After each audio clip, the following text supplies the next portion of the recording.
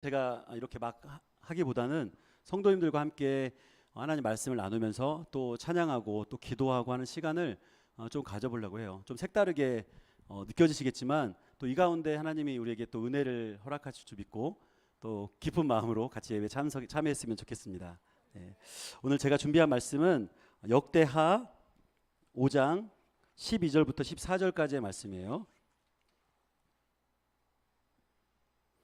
역대하 5장 12절부터 14절까지의 말씀입니다.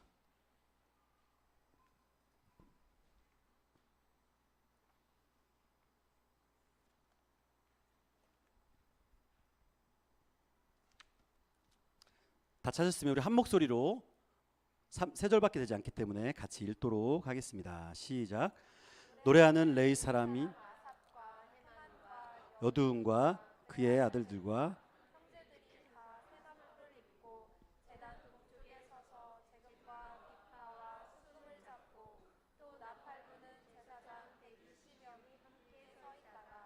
나팔 부는 자와 노래하는 자들이 일제히 소리를 내어 여호와를 찬송하며 감사하는데 나팔과 춤추고 모든 악기를 들리며 소리를 높여 여호와를 찬송하며 이르되 선하도다 그의 자비하심이 영원히 있도다 하매 그때 여호와의 전에 구름이 가득한지라 제사장들이 그 구름 위로 말미암아 능히 서서지 못하느니 하나님의 전에 가득함이라. 아멘. 오늘 말씀의 본문이 어디쯤이냐면요. 이제 다윗의 아들 솔로몬이 다윗이 짓지 못한 그 하나님의 성전을 짓고 나서 하나님께 성전을 봉헌하는 그때예요. 그때 어떤 사람들을 하나님이 이렇게 이 자리에 불렀냐면 제사장들, 특별히 이 찬양하는 사람들을 그 자리에 불렀어요. 그래서 각종 악기와 또 보면 노래하는 자들 또 악기를 연주하는 자들이 큰 소리로 하나님을 찬양했을 때 하나님의 임재가 구름의 모양처럼 그 성전 가운데 깊이 내려온 거예요. 그래서 제사하던 모든 제사장들이 서 있을 수가 없었어요. 그 하나님의 임재가 너무 강하니까 그래서 서 있을 수가 없어서 굉장히 힘들었겠죠. 우리의 어떤 육체적인 능력으로 감당할 수 없을 만큼 큰 하나님의 임재가 있었다는 것이죠. 저는 오늘 이 말씀을 기초로 해서 여러분에게 찬양으로 함께하는 예배를 좀 드리고 싶어요. 아마 무슨 외부 강사를 초청해서 찬양 집회하면 이런 분위기일 텐데 제가 이제 여러 차례 외부 찬양 집회를 다녀봤거든요. 다니면서 중고등학생들부터 이렇게 성인까지 이 내용으로 동일한 내용으로 이런 찬양도 하고 하나님 말씀을 전했을 때 두 가지 사람으로 딱 나눠져요. 뭐냐면 그래 어디 해봐 성경에 나와 있는 거 뭐 찬양 그거 뭐 어려운 거야 노래 부르면 되지 가사 따라 부르면 되지 예배하는 거 뭐야 찬양이라는 건 앞에서 찬양팀이 나와서 하는 거잖아 우리 예배 보는 거 아니냐 이렇게 생각하는 부류가 한 부류가 있고요. 한 부류는 눈이 말똥말똥해지면서 진짜 무엇을 얘기할까 똑같은 얘기를 성경에 벗어난 얘기가 없잖아요. 반복된 얘기를 하더라도 어떤 은혜가 있을까 이렇게 사모하는 두 부류로 크게 나누어져요. 그래서 첫 번째 앞에 있는 부류는 거의 이제 눈을 개슴츠레 쥐고 이제 잘 준비를 하고요. 두 번째 분들은 이제 그래도 눈이 뚫어져라 앞을 쳐다보시더라고요. 제가 오늘 여러분에게 부탁드리고 싶은 것은 그냥 자연스럽게 성령님이 인도하시는 데 따라 피곤하시면 좀 주셔도 괜찮고 그러나 사모하시면 더 적극적으로 이 하나님의 말씀에 한번 귀를 기울여 보시고 함께 이따 찬양하면서 기도할 텐데 그때 하나님이 우리 마음 가운데 무엇을 말씀하실까 또 우리가 하나님을 예배한다고 하는데 과연 예배라는 거 찬양하는 게 무엇일까라는 것들을 성경을 통해서 한번 알아가기를 원해요. 제가 사진을 보여드릴 텐데요. 이 사진에 나오는 사람들이 누군지 한번 맞춰보세요. 아시는 분? 아마 우리 지금 여기에는 아시는 분이 거의 한두 명 정도 있을까? 네. 이분들은 방탄소년단입니다. 들어보셨나요? 전 세계를 주름잡고 있는 우리나라 최고의 그룹, 남성 그룹 방탄소년단. 이분들은 누구일까요? 텔레비전 봐도 뭐라고 안 하니까요. 말씀하셔도 돼요. 누구요? 마마무. 네. 모르시는 분도 계시는데 굉장히 요즘에 핫한 그 4인조 여성 걸그룹이죠. 마마무입니다. 마마무. 다음은 아, 빅뱅. 네. 무슨 빅뱅 이론, 우주 이론이 아니고 이 친구들 역시 세계를 주름잡고 있는 굉장히 뛰어난 가수. 지금 다 대부분 군대가 있죠. 누굴까요? 맞히기가 좀 어려울 것 같아요. 이건 중학생들 맞히더라고요. 여자친구. 잘하세요. 중학생 자녀를 두고 계시나? 아, 우리 청년들이 맞췄구나. 네. 맞아, 여자친구예요, 여자친구. 누구죠? 아이유? 아이유 아니고요. 홍진영. 예. 트로트 가수 홍진영. 홍진영 정도는 유명하지 않나요? 예. 다음. 여기까지 아시는 분들은 굉장히 젊은 분들이에요. 요즘에 크리스찬 그 아티스트로 굉장히 뛰어난 우리 BY 랩을 통해서 설교를 하는 친구죠. 대중들에게 BY입니다. 누굴까요? 오, 찬양팀만 아는 것 같아. 이분은 유명한 찬양 사역자 강찬 목사님, 목사 안수 받았거든요. 강찬 목사님. 우리가 아는 주의 손에 나의 손을 포개고 뭐 그런 찬양들의 그 맞나요? 아무튼 많은 찬양곡들을 부르셨던 섬김 뭐 이런 찬양 했던 강찬 우리 목사님. 이 사람이 아니라 이거는 이제 어노인팅이라는 우리가 부른 오늘도 두 곡이나 찬양 때 저희가 선곡을 해서 불렀는데 어노인팅이라는 굉장히 유명한 잘하는 찬양팀의 역사도 굉장히 오래돼 있고 어노인팅. 이거는 이제 앨범이 좀 됐는데 앨범 되게 많은데 제가 특별히 하나 골랐어요. 색깔이 예뻐서. 이건 이제 마커스라는 팀의 마커스. 우리 중고등 청년부까지 굉장히 지금 이제 해체가 됐어요. 어떤 특별한 사정 때문에. 그런데 우리 예배 부르신 곳에서 뭐 등등 이런 여러 가지 예배곡으로 유명한 팀이죠. 이거 모를 거예요 아마. 이거는 이제 요즘에 또 유명한 제이어스라는 굉장히 핫하고 젊은 친구들 굉장히 잘하는 음악 크리스찬 밴드예요. 누굴까요? 네. 저희 금요 찬양팀입니다. 견줄만 하죠 우리 팀들하고. 제가 이걸 쭉 보여드린 이유가 있어요. 무엇이냐면 우리가 노래 앞에 쭉 불렀던 보여줬던 분들은 가수 일반 노래를 하는 대부분 가수들이고 좀 더 보여줬던 뒤에 보였던 분들은 이제 찬양을 부르는 찬양 팀들이었어요. 그럼 찬양과 이 노래에 뭐 특별한 차이가 뭐가 있을까? 찬양이 노래인가요?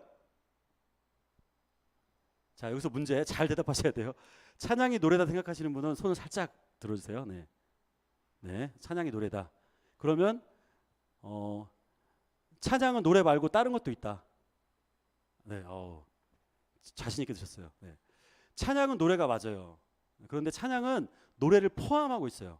그 안에 찬양이라고 우리가 얘기하면 찬양하면 그냥 노래지라고 생각하는 그 우리 안에 한계가 좀 있어요. 그런데 찬양은 제가 뒤에 쭉 설명하고 보면 아 이런 게 찬양이구나. 지금부터 이렇게 해야 되겠다는 여러분이 좀 아시게 될 거예요. 자, 먼저 찬양에 대해서 얘기하기 전에 우리가 알아야 될 대상이 있어요. 그 누구냐면 하나님. 하나님은 누구신가? 여러분 하나님은 잘 아시죠? 또 고개를 숙이십니다. 또 질문이 어렵게 나오면 우리가 크리스찬으로 산 지가 벌써 모태신앙까지 따지면 4, 50년 이상 많이 되신 분들은 하나님 하면 어떤 분 촥촥촥 나올 수 있잖아요. 하나님. 우리가 알고 있는 하나님의 속성 인자와 자비와 긍휼과 공의가 많으시고 이게 하나님입니까? 그게 하나님인가요? 아니면 어떤 게 하나님일까요? 딱 정의할 수 있나요? 하나님 너무 광범위하시긴 하죠. 그래서 하나님이 누구신지 제가 여러분에게 설명을 해드릴게요. 그리고 나는 누구인지 제가 또 설명을 해보겠습니다. 나와 하나님은 어떤 관계인지도 설명을 해보겠습니다.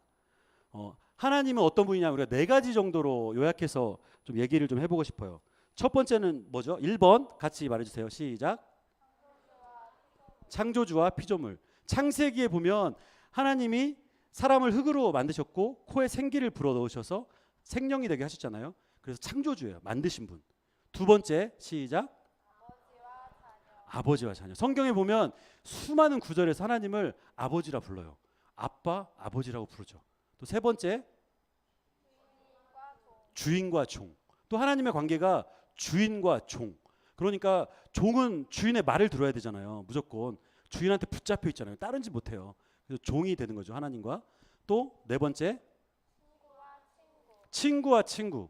친구와 친구로 하나님이 우리를 뭐라고 부르셨냐면 복음서에 보면 이제는 네가 종이 아니고 너를 친구라 부르겠다. 이렇게 얘기하셨어요. 하나님과 친구인데 여러분 하나님과 친구세요. 알고 계신가요? 네. 옆에 분들에게 한번 인사해 보세요. 성도님이 하나님과 친구이십니다. 네. 굉장히 낯선 얘기죠. 하나님과 친구라는 그 말이 참 우리는 해서는 안 될 것 같은 그런 어려운 이야기죠. 첫 번째로 창조주와 피조물 관계. 우리 창세기 2장에 나와 있는 말씀인데요. 여러분이 큰 목소리로 한번 읽어주세요. 시작. 여호와 하나님이 땅의 흙으로 사람을 지으시고 생기를 그 코에 불어넣으시니 사람이 생명이 되니라. 하나님이 흙으로 만드시고 아담을 만드셨고 생명을 코에다가 생기를 부어놓으시니까 영이 있는 살아있는 생명체가 된 거예요. 그래서 우리가 살아있는 생명체이기 때문에 무언가를 찾아요. 우리를 지은 사람을 찾아요. 심지어는 우리가 이런 거 있죠. 오리가 알을 낳잖아요. 새끼들을 했을 때 알이 까지고 오리 새끼들은 첫 번째 본 사람, 첫 번째 본 대상을 엄마로 생각해요. 그걸 어려운 얘기로 각인이라고 하는데 사람이 만약에 그 옆에 있었잖아요. 그럼 그 사람 아빠 엄마로 생각해서 죽으나 쫓아다녀요. 계속 진짜 엄마가 와도 첫 번째 본 대상.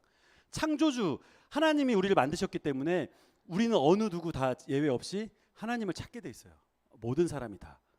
두 번째, 그럼 하나님과 우리 관계는 뭐냐? 아버지와 자녀의 관계인데요. 우리 위에 있는 갈라디아서 말씀부터 한 목소리 읽겠습니다. 시작. 너희가 아들임으로 하나님이 그 아들의 영을 우리 마음 가운데 보내사 아빠 아버지라 부르게 하셨느니라. 두 번째 말씀 시작. 너희는 다시 무서워하는 종의 영을 받지 아니하고 양자의 영을 받았으므로 우리가 아빠 아버지라고 부르짖느니라.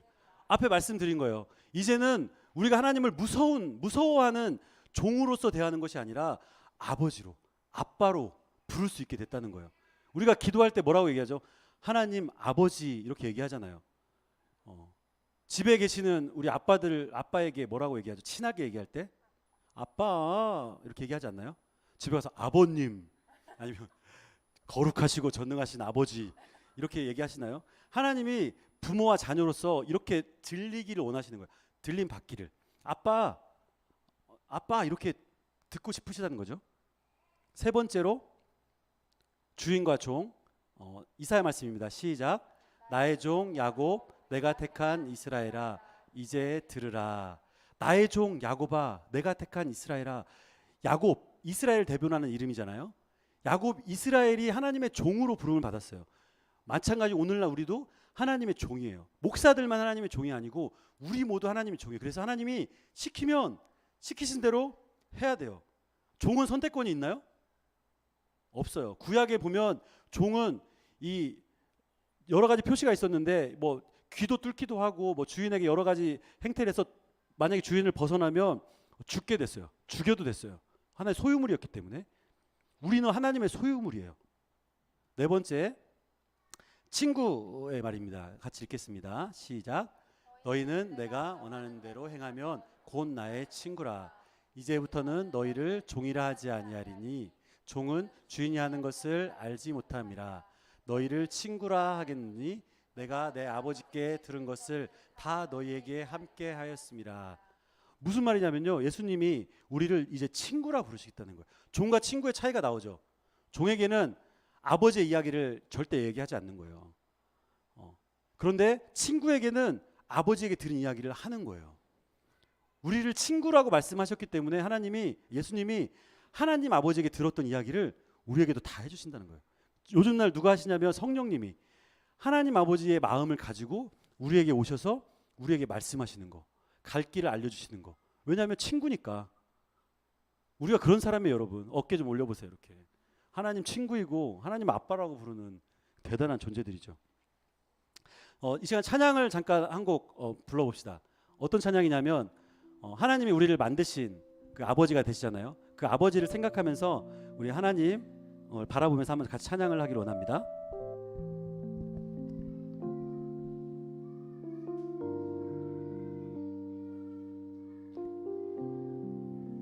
다 아시는 찬양이지만 좀 특별하게 여러분이 가사에 좀 집중을 더해서 한번 찬양을 해보시길 바라요. 하나님이 우리를 만드셨고 우리를 얼마나 잘 아시는지 그 고백을 우리에게 들려주시거든요. 같이 한번 찬양하겠습니다.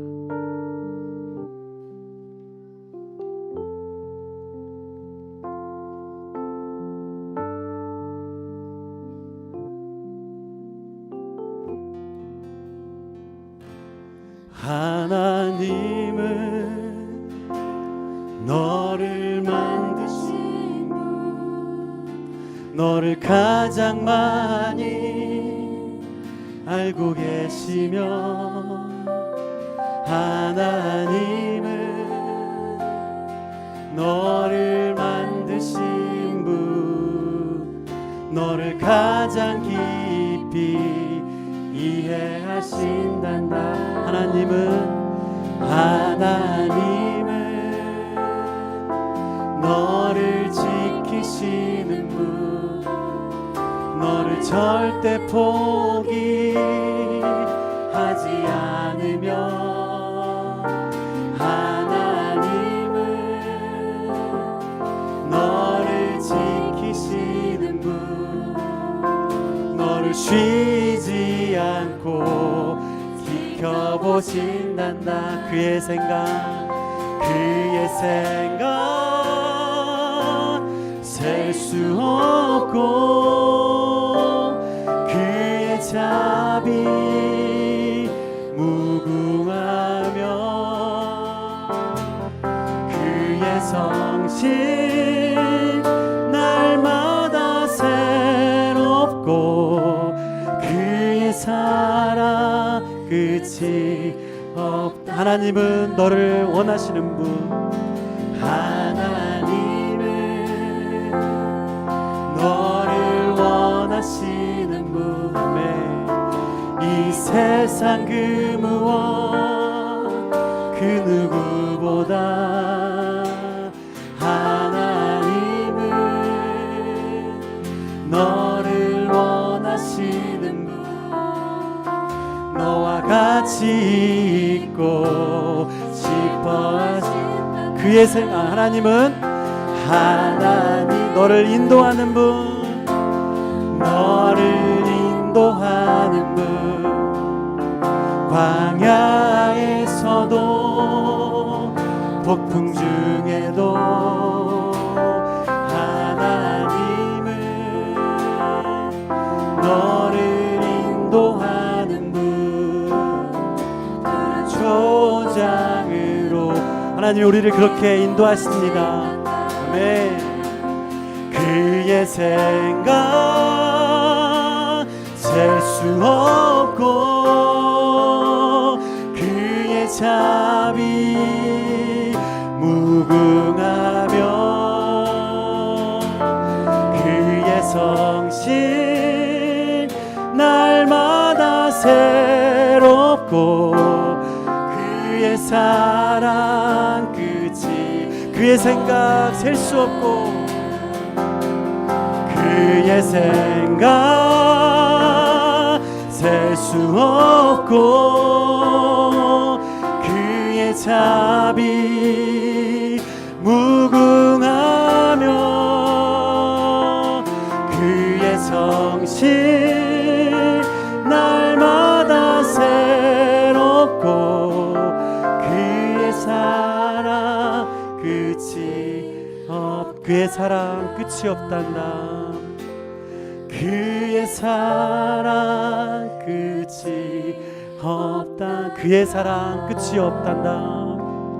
그의 사랑 끝이 없단다. 아멘.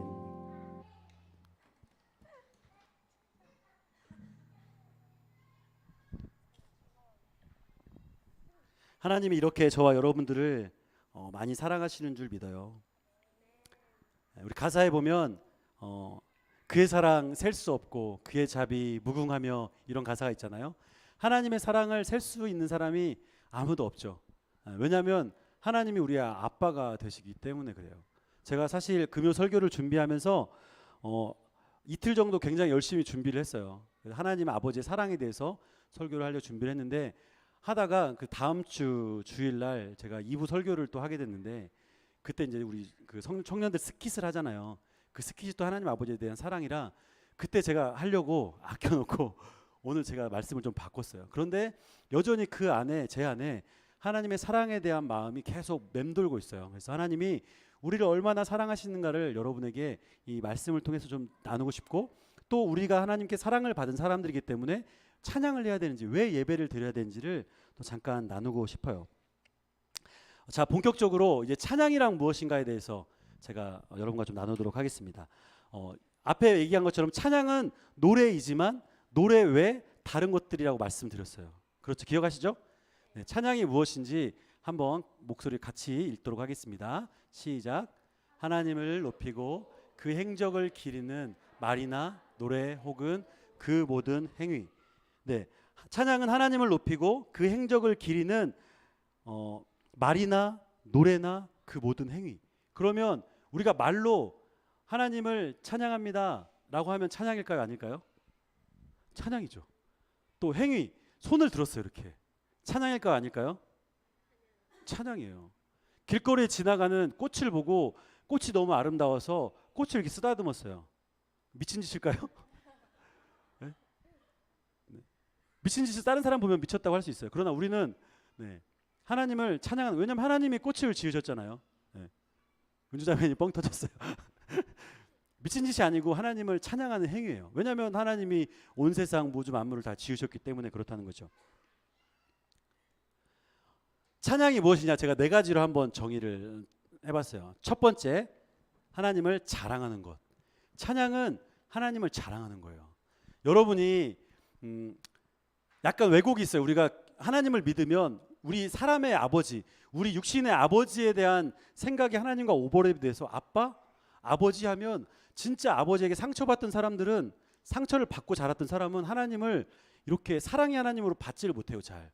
아버지가 막 엄하거나 때로는 무능력해서 내가 하고 싶은 걸 못 해주거나 나에게 막 힘들게 했던 거, 맨날 어렸을 때 울고 하고 싶은 거 못하게 했던 거, 그런 아버지였다면 하나님을 우리가 알 때 하나님도 그렇게 생각이 돼요.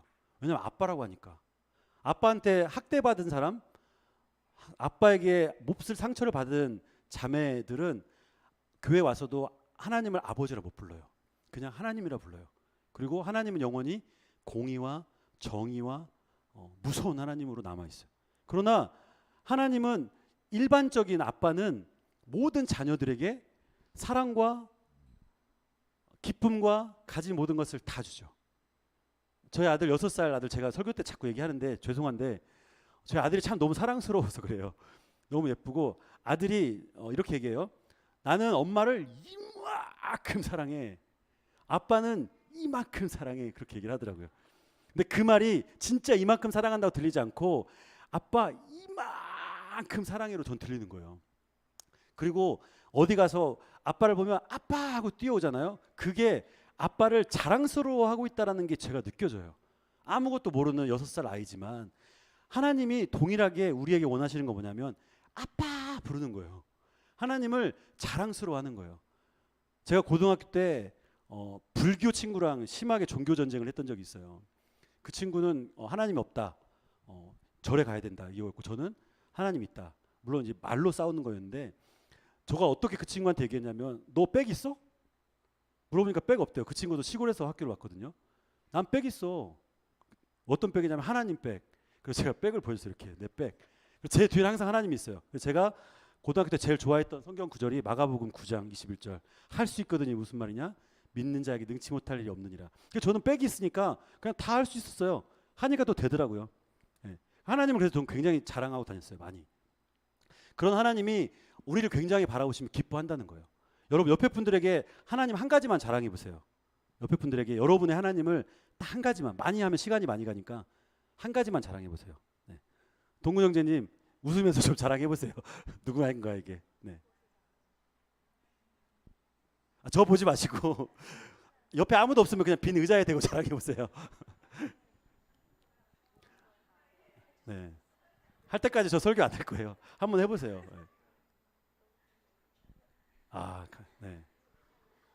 야, 우리 그 주자나 자매님은 뭐라고 자랑하셨어요? 한국말 할 수 있죠? 한국말로 좀 얘기해 주세요. 제가 못 알아들을까 봐. 뭐라고 하나님 자랑하셨어요? 하나님이 계시니까 걱정할 게 없다. 그렇죠. 하나님 최고. 동근 형제님은 어떤 하나님이에요? 네. 아 그래요? 알겠습니다. 하나님은 자랑할 만한 분이에요. 여러분 시간이 될 때마다 시시때때로 그냥 미친 사람처럼 하나님 자랑해 보세요. 하나님이 계셔서 참 좋아요. 하나님이 계셔서 너무나 마음이 좋아요. 제가 지금은 뭐 가진 거 아무것도 없고 자랑할 거 없어도 하나님만 자랑할게요. 이런 고백을 하나님께 드리면 그런 거예요. 저희 아들이 아빠 이만큼 사랑해 하는 것처럼 하나님이 굉장히 우리의 마음을 아신다는 거죠. 두 번째 찬양이 뭐냐면 하나님을 높이는 거예요. 하나님이 앞에 얘기했던 것처럼 창조주잖아요. 창조주 하나님을 우리가 만만한 친구로만 보면 안 돼요. 창조주 하나님은 우리가 절대 범접할 수 없는 너무너무너무 큰 분이거든요. 그분을 높이는 거예요. 어떻게 높이냐면 우리 삶 가운데 사랑을 전하면서 높이는 거예요. 하나님을 사랑하는 것을 우리가 사람들을 사랑하고 어려운 사람을 돕고 성경에 나와 있는 그 선한 일들을 행하면 사람들이 우리를 칭찬하지만 어떤 걸 칭찬하냐면요. 네가 믿고 있는 하나님을 칭찬해요. 당신이 믿고 있는 하나님을 높여요. 하나님이 거기서 인정을 받는 거예요. 우리가 하나님 찬양합니다. 할렐루야. 막 길 앞에 서가지고 막 그 전도 피켓 들고 막 해봤자 사람들이 하나님 높이지 않아요. 절대. 그러나 우리의 행실을 보고 선한 모습을 보고 사람들이 하나님 높이죠. 그게 바로 찬양이에요. 하나님을 영화롭게 하는 것. 하나님의 행하신 모든 일들을 우리가 하나님께 올려드리는 거예요. 영광을 내가 받지 않고 하나님께 돌려드리는 거예요. 내가 직장에서 승진을 했어요. 얼마 후면 또 승진을 기도하고 있는 자매님도 계시는데 승진했어요 만약에. 그런데 그 승진이 나한테로 스포트라이트가 오면 나는 그것을 받아서 하나님께로 토스를 해야 돼요. 내 걸로 취하는 순간 이제 그게 내 의가 되기 시작하는 거죠. 지금 아니더라도. 그게 바로 영화롭게 하는 거. 하나님이 하셨습니다. 그냥 쇼가 아니라 진심으로 하나님이 하셨습니다 고백하는 거. 또 찬양이 무엇이냐면 하나님을 기뻐하는 것이 또 찬양이에요. 그럼 우리가 왜 찬양을 해야 될까요? 왜? 가장 쉬운 예로 제가 지난 설교 때 한번 했는데요. 이사야서 43장 21절에 이렇게 써있기 때문에 우리가 하나님을 찬양해야 돼요. 시작. 이 백성은 내가 나를 위하여 지었나니 나를 찬송하게 하려 함이라. 왜 우리가 찬송을 해야 되냐면 하나님 우리를 찬송하기 위해서 찬송 받기 위해서 우리를 지으셨거든요. 하나님이 우리를 지은 목적이 뭐냐면 우리 보고 찬송하라는 거예요. 찬송이 노래만 말하는 거 아니라고 했잖아요. 말이나 모든 행위를 통해서 찬송이라고 했잖아요. 하나님은 우리에게 그런 찬송을 받기 위해서 우리를 지으셨대요. 더 이상 얘기할 거 없죠. 그래서 우리는 하나님을 찬양해야 되는 거예요. 하나님과 사탄이 팔씨름을, 예수님과 사탄이 팔씨름을 하고 있어요. 찬양은 무엇이냐면 영적인 공격 무기예요. 영적인 전쟁에 우리가 가질 수 있는 엄청나게 큰 무기예요.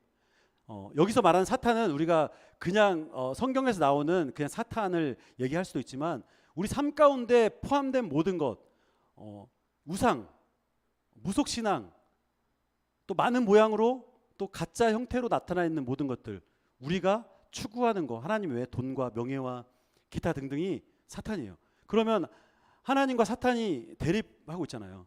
어떻게 그러면 이길까요? 여러분이 고민하고 있어요.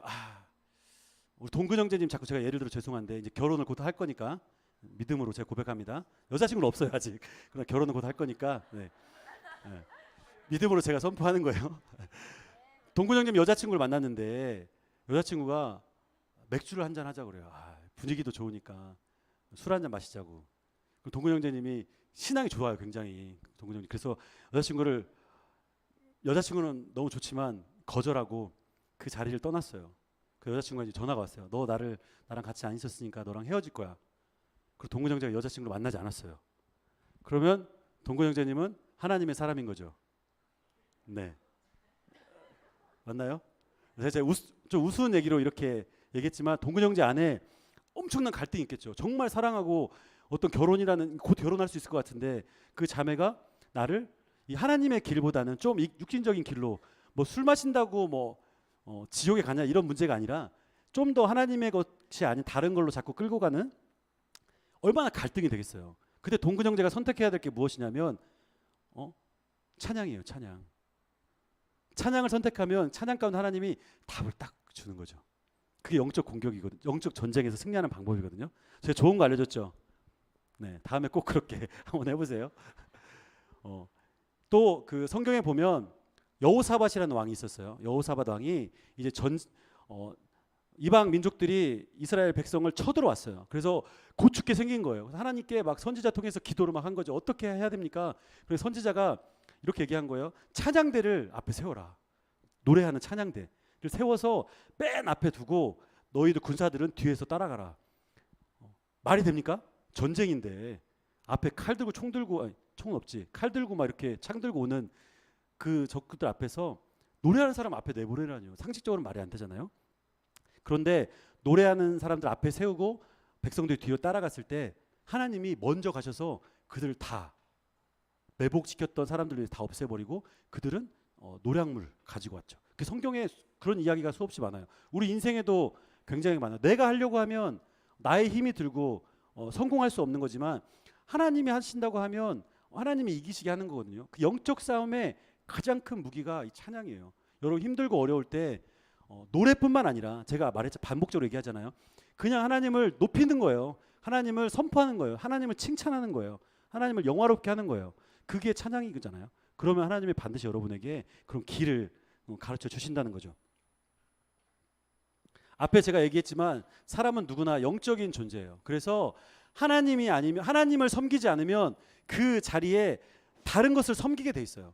하나님이 아니면 하나님 대신 돈을 섬기든지, 하나님 아니면 하나님 대신 사람을 섬기든지 나의 목표를 섬기는 거예요.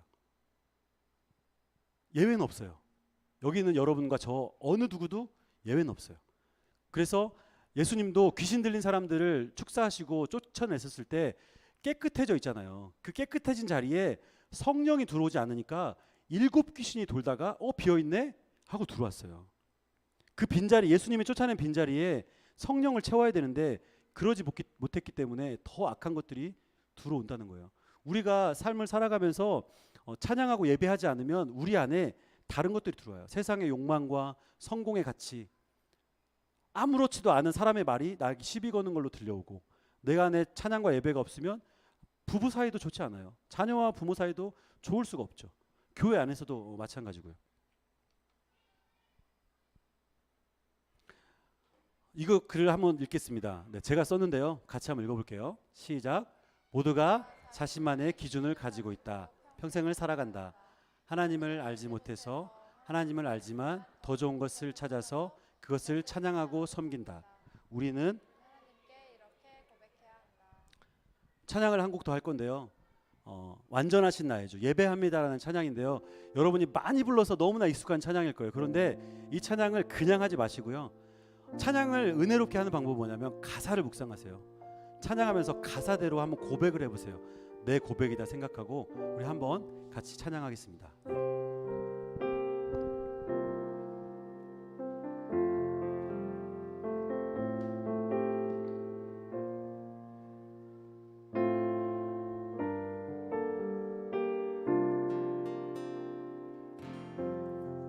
완전하신 나의 주님, 완전하신 나의 주, 의의 길로 날 인도하소서. 행하신 모든 일 주님의 영광 다 경배합니다. 다시 한번 고백합시다. 완전하신 나의 주님, 완전하신 나의 주, 의의 길로 날 인도하소서. 행하신 모든 일 주님의 영광 다 경배합니다. 예배합니다. 예배합니다. 찬양합니다. 주님만 날 다스리소서. 예배합니다. 찬양합니다. 주님 홀로 그 하나님을 칭찬하면서 높여드립시다. 예배합니다. 예배합니다. 찬양하 하나님을 높여드리며 찬양합니다. 주님만 날 다스리소서. 예배합니다. 찬양합니다. 주님 홀로 높이 받으 예배합니다. 예배합니다. 찬양합니다. 주님만 날 다스리소서. 예배합니다. 찬양합니다. 주님 홀로 높이 받으소서. 우리 한번 하나님을 찬양하며 큰 박수로 영광 올려드릴까요?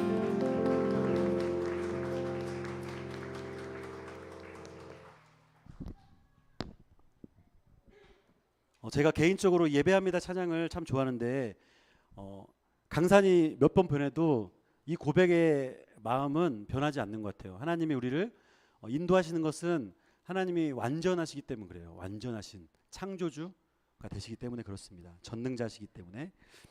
그렇다면 이제 우리가 언제 찬양을 해야 되는지 한번 알아봅시다. 언제 찬양을 언제 해야 되는 것이 옳을까요? 언제? 아침에, 점심때, 저녁에 언제 하는 게 좋을까요? 목소리가 좀 풀린 다음에 점심 이후에 새벽에 새벽 예배 나와서 새벽 예배 찬양을 하거나 이게 설교를 준비하다가 보면 우리 성도님들이 새벽에도 진짜 뜨겁게 찬양하시는 분들이 계세요. 모 경숙 집사님이라고 굉장히 찬양을 참 잘하세요. 제가 성은 말하지 않았기 때문에 누군지 잘 모르실 거예요. 모 경숙 집사님이 막 진짜 뜨겁게 찬양하고 제가 은혜를 굉장히 많이 받는데 찬양은 새벽에도 해야 되고 아침에도 해야 되고 점심에도 저녁에도 자기 전에도 꿈속에서도 하는 게 맞아요. 맞죠? 노래만 아니라고 그랬잖아요. 찬양은 꿈속에서도 내가 하나님을 찬양합니다. 하나님을 만나고 싶어요. 막 이런 갈급함이 있으면 하나님을 찬양하는 거예요. 그럼 우리가 언제 찬양을 해야 되냐면 이 그림을 보면 답이 나와요. 영화 애니메이션 영화였죠. 이 앞에 보면 혐오, 두려움, 기쁨, 슬픔, 분노 이게 뭐죠? 우리가 가지고 있는 감정. 내가 기쁠 때만 찬양을 한다. 없으시죠? 슬플 때만 찬양을 한다. 슬플 때는 화장을 하는 거죠. 찬양을 하면 안 되고. 안 웃으시네요. 죄송합니다. 또 화가 날 때, 또 아니면 우울할 때, 기쁠 때 언제 여러분은 찬양을 해야 된다고 생각하세요? 정답은 제가 지난번에 말씀드렸는데 다 섞어야 돼요. 이거를 다 섞어서 아무 때나 언제든지 감정과 상관없이. 왜냐하면 하나님은 우리를 찬양받기 위해 지으셨다고 했잖아요. 창조주시기 때문에 어떤 모양으로도 어떤 상황에서도 하나님을 찬양해야 되는데 우리가 울면서 고통 가운데 있으면서도 하나님을 찬양해야 돼요. 기쁠 때는 누구나 다 해요. 즐거울 때는 누구나. 저희 아들 얘기해서도 죄송한데 제가 장난감 사주면요 막 엄지손가락 10개씩 나와요. 막 이렇게. 그런데 밥 안 먹는다고 뭐라고 혼내면 입만 나와요. 여러분 그럴 때가 그렇게 하나님을 찬양해야 될까요? 우리가 어려운 가운데 있어도 하나님을 찬양해야 돼요. 그 비근한 얘가 다윗이에요. 다윗. 사무엘상 21장 말씀에 보면 다윗이 이렇게 했어요. 10장 10절부터 14절까지 말씀을 한번 읽어보겠습니다. 10절부터 14절 시작. 그날에 다윗이 사울을 두려워하여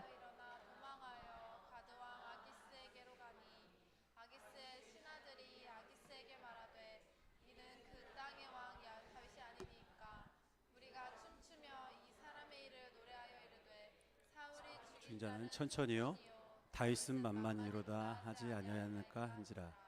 다윗이 이 말을 그의 마음 속에 두고 또 왕 아기스를 심히 두려워하여 그들 앞에서 그의 행동이 변하여 미친 체하고 대문에서 그의 거리를. 다윗이 어떤 사람이죠? 다윗 성경에서 최고 아닙니까? 다윗 최고잖아요. 하나님의 마음에 유일하게 합한 사람. 다윗이 사울을 피해서 이제 가드라는 곳으로 그 도망갔어요. 도망갔는데 그 가드 사람들이 다윗을 알아본 거예요. 다윗의 이름이 이미 높아져서 사울이 죽인 사람은 천천히인데 다윗이 죽인 사람 만만입니다. 이러면서 다윗을 칭송했고 다윗을 본 사람이 있던 거죠. 다윗이 피하러 갔는데 그것을 보고 다윗이다 죽여라. 왜냐하면 다윗이 골리앗을 죽였잖아요. 그 같은 나라 사람이거든요. 죽여야 되잖아요. 그런데 다윗이 그 왕 앞에서 어떤 척을 했냐고요? 했다고요? 미친 척. 그냥 미친 척을 한 게 아니고요. 어떻게? 침을 질질 흘리면서 미친 척을 했어요. 침을 질질 흘리면서 성벽 앞에 가서 성문을 붙잡고 막 미친 사람 저렇게 성벽을 막 긁으면서 뭐라고 했겠어요? 이렇게 하지 않았겠습니까? 네. 다윗 같은 사람이 말이 돼요? 다윗 같은 사람이 하나님의 사람이 어떻게 목숨이 두렵다고 그 적군 왕 앞에 가가지고 미친 척을 하면서 이 뒤에 왕이 너희 어떻게 나를 무시해서 미친놈을 나한테 데려오냐? 그래서 막 화를 내는 장면이 또 뒤에 있어요. 다윗이 시편에 이 미친 척한 자기의 마음을 시로 썼어요. 시편 47편 1절부터 7절 말씀인데요. 여러분 다 아는 시편이지만 한번 생각을 하면서 읽어요. 다윗이 그냥 찬양 가운데 기뻐서 지은 시가 아니고요. 이러면서 자기 심정을 지은 시예요. 읽어보겠습니다. 시작. 내가 여호와를 항상 송축하며 내 입술로 항상 주를 찬양하리. 내 영혼이 여호와를 자랑하리니 공고한 자들이 이를 듣고 기뻐하리로다. 나와 함께 여호와를 광대하시다 하며 함께 그의 이름을 높이세. 내가 여호와께 간구하매 내가 응답하시고 내 모든 두려움에서 나를 건지셨도다. 그들이 주를 앙망하고 광채를 내었으니 그들의 얼굴은 부끄럽지 아니하리로다. 이 공고한 자가 부르짖음에 여호와께서 들으시고 그의 모든 환난에서 구원하셨도다. 여호와의 천사가 주를 경외하는 자를 둘러 진치고 그들을 건지는도다. 여러분, 다윗이 미친 척을 하다가 얼마나 수치스럽겠어요? 다윗은 만만인데 이제 곧 이스라엘 왕이 될 사람인데 하나님의 마음에 합한 사람인데 자신의 모습을 돌아보면 부끄러워서 잠을 자겠어요? 요즘에 그 시체말로 이불킥이라고 하잖아요. 자기 잘 때 부끄러워가지고 발로 차는 거. 하루 이틀 그렇게 했어요, 다윗이. 그런데 다윗이 놀랍게도 이 시편 47편의 시를 지었어요. 뭐라고 앞에 1절에 얘기하냐면 내가 여호와를 항상 송축하며. 다윗은 자기의 상황과 환경과 감정과 상관없이 하나님을 찬양했어요. 내 영혼이 여호와를 찬양합니다. 왜냐하면 왜 찬양할 수 있냐면 하나님은 변치 않는 항상 그 자리에 계시는 전능하신 분이기 때문에 그래요. 여러분 다윗과 같은 상황을 여러분 경험한 적 많으시죠? 정말 부끄럽고 수치스럽고 고통스러운 상황 가운데서 여러분 어땠는지 한번 돌아보세요. 난 어땠을까? 제가 대학에 한번 떨어졌어요. 고등학교 때 제가 그래도 지방 학생이지만 제법 공부를 잘했다고 하면 안 믿으시겠지만 좀 했어요. 그런데 대학을 떨어졌어요. 저희 교회 그 친구들 집사님들이 깜짝 놀랐어요. 제가 대학을 떨어졌다고. 야, 그때 제가 어떤 줄 아세요? 일주일을 식음을 전폐하고 독서실 들어가가지고 잠을 안 자고 울었어요. 일주일 동안. 왜냐하면 저는 떨어질 거를 한 번 생각도 안 했거든요. 만약에 저는 그때 신앙이 좋았어요. 중고등부 회장도 하고 막 방언도 받고 막 이 찬양도 많이 하고. 그런데 딱 그런 어려운 상황에 처하니까 다른 생각 하나도 안 나고요. 수치스럽고 다른 사람이 날 바라보면 뭐라고 말하지? 정말 죽고 싶다. 이런 생각밖에 들지 않았어요. 정말 죽고 싶었거든요. 그때. 다윗도 똑같지 않았을까요? 누군가가 자기에게 와가지고 너 그때 그 미친 척했던 놈 아니야? 이렇게 얘기하면 여러분 그런 상황이 없으신가요?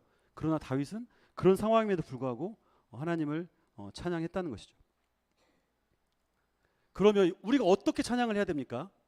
이런 상황에서 그냥 무작정 다윗처럼 어려운 상황인데 찬양할게요. 하나님 송축합니다. 그러면 찬양이 되는가요? 아니죠. 그냥 말로는 가능하지만 우리 영으로 진심으로는 할 수 없다는 거죠. 어떻게 찬양하는지 우리가 한번 봅시다. 성경에 보면 히브리어로 찬양에 대한 것들이 바락, 토다, 자말, 사박, 야다, 할랄 이런 말들 쭉 나오는데요. 제가 좀 어렵지만 8가지로 간단하게 제가 말씀에 따라 준비를 좀 해봤어요. 첫 번째는 찬양 어떻게 되냐면 기쁨으로 찬양해야 돼요. 시편 100편 1절 2절 말씀에 이렇게 나옵니다. 온 땅이여 여호와께 즐거운 찬송을 부를지어다.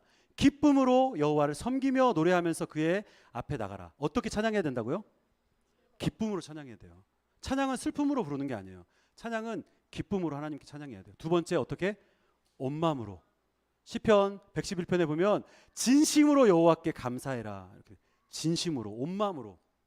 세 번째 감사함으로. 우리가 감사함으로 그의 앞에 나아가서 시를 지어 즐거이 그를 노래하자. 감사함으로 하나님을 찬양해야 돼요. 네 번째, 이 방법이죠. 어떻게? 이제 노래로. 앞에 말로 행위로 찬양했다면 이제 노래로. 같이 한번 읽어봅시다. 시작. 기쁨으로 여호와를 섬기며 노래하면서 그의 앞에 나아갈지어다. 노래하면서 하나님을 찬양하는 거예요. 다섯 번째, 어떻게 해요? 손을 들고. 우리 요한서울교회 성도님들은 굉장히 젠틀해요. 진짜 젠틀해요. 저 농담이 아니라 그래서 예의가 바르고 남에게 해를 끼치지 않고, 내가 설마 손을 들어서 내 땀 냄새가 옆 사람한테 날까봐 손도 들지 않고 굉장히 젠틀해요. 웃자고 제가 얘기했지만 여러분 그거 상관없어요. 누가 막 뛰다가 찬양하다가 땀 범벅이가 돼도 그냥 하나님만 바라보는 거예요. 손을 들고 하나님을 찬양하는 거예요. 제가 앞에서 찬양 인도를 하다가 자, 다 같이 손 들고 찬양합시다 그러면 어떤 분위기인지 아시죠? 다 노브트처럼 여기까지 저기다 이렇게 올라요. 자연스럽게 들은 게 아니고, 왜냐하면 부끄럽거든요. 왜냐하면 사람들이 많으니까. 혼자 집에 있으면 다 아마 하실 텐데, 아마 오늘 이후로는 여러분 찬양할 때 손을 들고 찬양하세요. 왜냐하면 그게 성경에 써 있어요. 성소를 향해 너희 손을 들고 여호와께 송축하라. 성경에 하라라고 명령을 하고 있거든요. 해야 돼요. 그러면 손을 든 사람과 들지 않는 사람은 정말 180도의 이 찬양 가운데 주는 은혜가 달라요. 한번 테스트 한번 해보세요, 여러분. 어떻게요? 손뼉 치며 너희 만민들아 손바닥을 치고 즐거운 소리로 하나님을 외쳐라. 손뼉을 쳐야 돼요. 많이 쳐야 돼요. 일곱 번째로 큰 목소리로 악기 소리뿐만 아니라 우리의 목소리로 큰 소리로 하나님을 찬양해야 돼요. 크게 소리칠지어다. 여덟 번째로 악기를 연주하며 나팔 소리로 비파와 수금으로 소고를 치며 현악과 퉁소로 큰 소리 나는 재금으로 높은 소리 나는 재금으로. 어떤 분들은 예배 가운데 무슨 기타를 치고 드럼을 치냐라고 얘기하시는 분들이 많아요. 여러분 하나님을 예배하는 중심이 변하지 않으면 그 형식과 방법은 수천 년의 역사를 통해서 다 바뀌어 왔어요.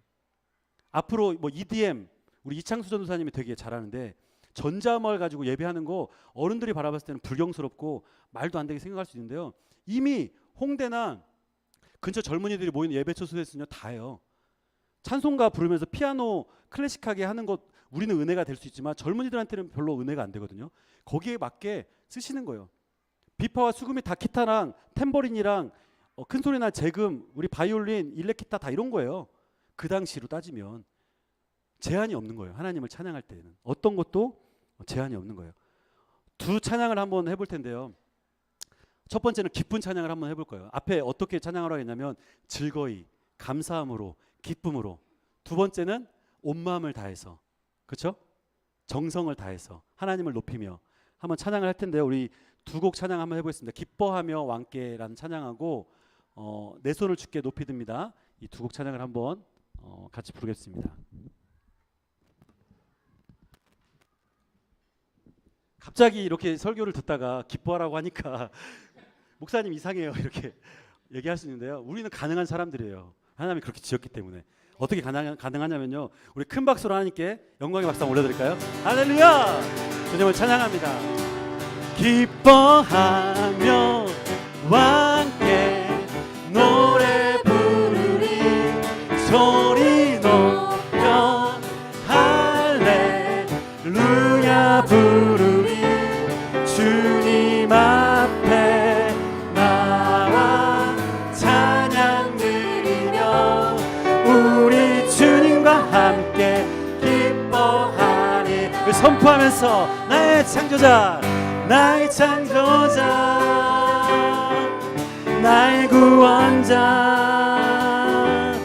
가장 귀한 나의 예수님 찬양합니다. 아멘. 나의 치료자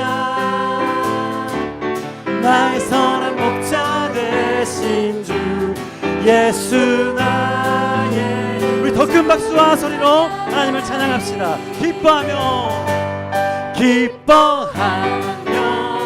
함께 노래 부르리. 소리 높여 할렐루야 부르리. 주님 앞에 나와 찬양 드리며 우리 주님과 함께 기뻐하리라. 나의 창조자, 나의 창조자, 나의 구원자,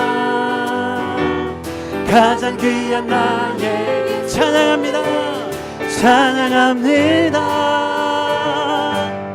나의 치료자,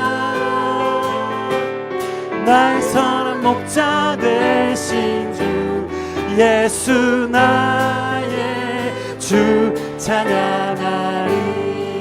나의 창조자, 나의 창조자, 나의 구원자, 가장 귀한 나의. 우리 두 손을 들고 한번 찬양해 볼까요? 찬양합니다. 나의 치료자, 나의 선한 목자 되신 주 예수 나의 주 찬양하리. 우리 두 손을 든 상태로 그 주님을 높여드리십시다. 내 손을 주께, 내 손을 주께 높이 듭니다. 내 찬양 받으신 주님, 내 마음을 주께 완장엽니다. 내 찬양 받. 우리 진심을 다해서 우리 하나님을 찬양하십시다. 슬픔 대신 일하그 죄 대신 화관을 근심 대신 찬송을 찬송의 옷을 주셨네. 내 손을 주께, 내 손을 주께 높이 듭니다. 내 찬양 받으실 주님, 내 마음을 주께 완장엽니다. 내 찬양 받으실 주님. 다시 한번 우리의 찬양을 받게 합당하신 그 하나님께 우리 감사와 우리 자랑의 말씀으로 하나님을 높여드리십시다. 아멘.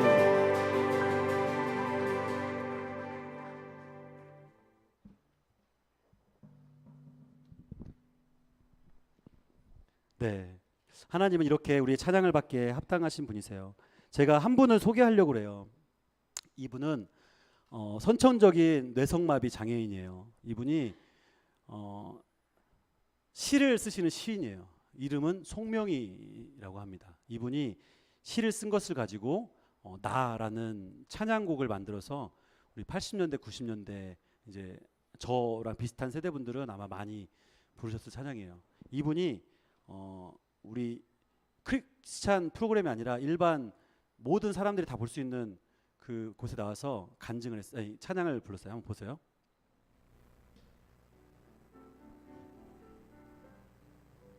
나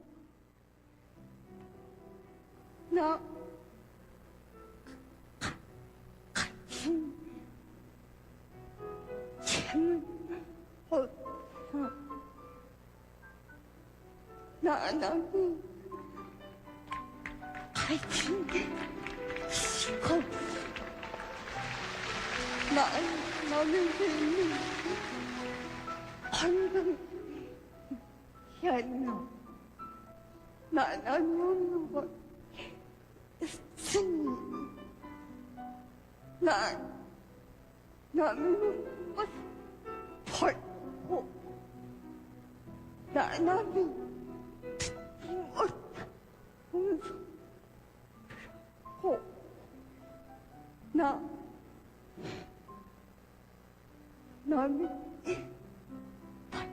받은 사랑받았고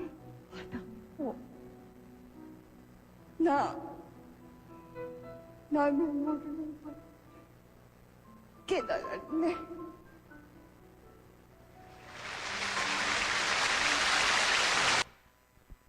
송명희 씨가 뇌성마비 장애인이기 때문에 말을 잘 못해요. 그리고 휠체어를 타고 다니면서 이 시를 쓰시는 분인데 이분의 이 가사를 가지고 나라는 찬양을 이렇게 지었고요. 그 찬양을 우리 한번 불러볼 텐데 여러분 다윗의 그 수치와는 또 다른 자기의 상황과 환경이 가장 어렵고 고통스러운 상황 가운데서도 고백으로 하나님께 올려드린 거잖아요. 찬양은 이렇게 하는 거예요.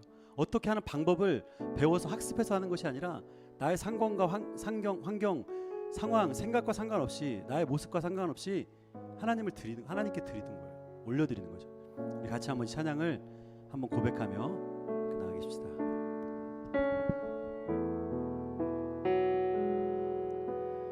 나 가진 재물 없으나 나 남이 가진 지식 없으나 나 남에게 있는 건강 있지 않으나 나 남이 없는 것 있으니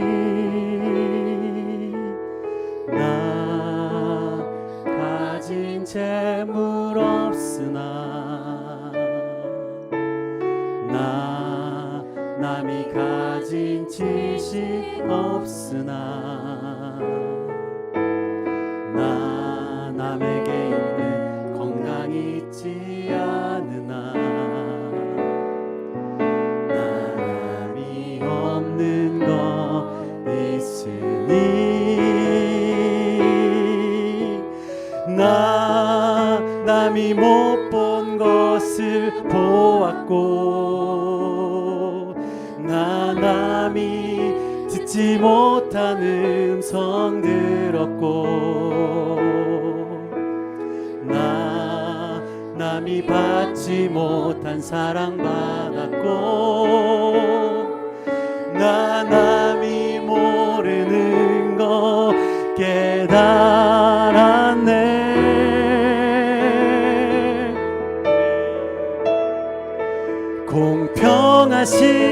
공평하신 하나님이 나 남이 가진 건 나 없지만 공평하신 하나님이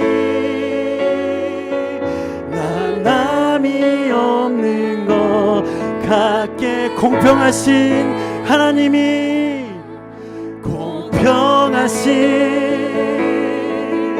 하나님이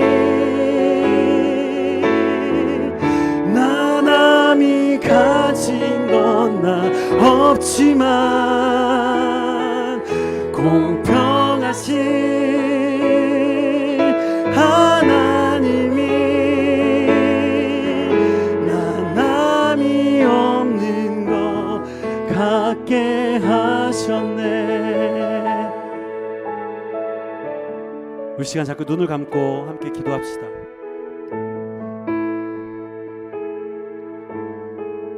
하나님, 저는 지금까지 하나님을 찬양하고 예배한다고 하면서도 하나님 나의 환경과 상황과 나의 모습이 기쁘고 즐겁지 않으면 하나님을 찬양하지 못했습니다.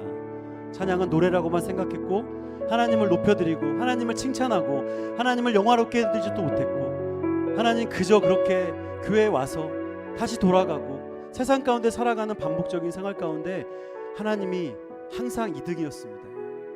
하나님 이 시간 하나님을 찬양하는 것이 어떤 것인지, 하나님을 예배하는 것이 어떤 것인지 우리를 깨닫게 해주셔서 감사합니다.